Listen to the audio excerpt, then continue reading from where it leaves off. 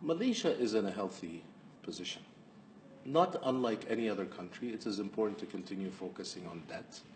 It is important to continue to focus on contingent liabilities. Yeah. It's important to continue to focus on household debt. Yeah. Yet Malaysia is in a situation where it is in relatively good shape. Yeah.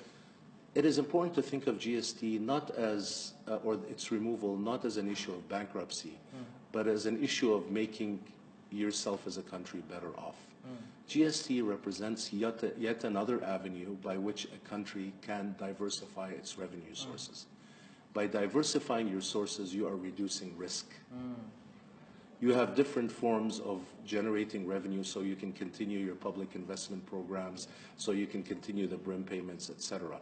So it is important to view it as the way advancing economies and advanced economies are now adopting as an accepted practice to diversify your sources of income. It is interesting that the discussion on whether or not to have GST is still being had.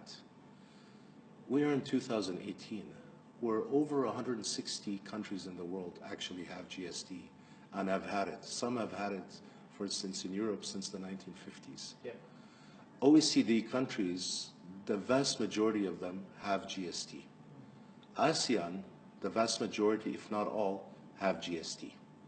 Malaysia only recently, and actually within ASEAN, was one of the last countries to introduce the GST, because international evidence has shown that it is a very now accepted evidence-based process by which a country can diversify its revenue base, by which a country could generate in a non-discriminatory way new revenues and can use it for important projects like social projects, like infrastructure, and redistribute to those who are most vulnerable.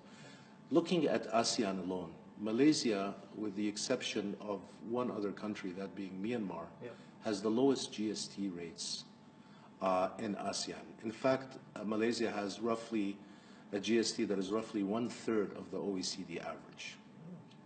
So it's important to look at what the counterfactual is to a GST, and the fact that, you know, this in an economy that is diversifying, that is growing, that is at the cusp of high-income country status, one of the key characteristics of these high-income countries is that they have very diversified sources of income.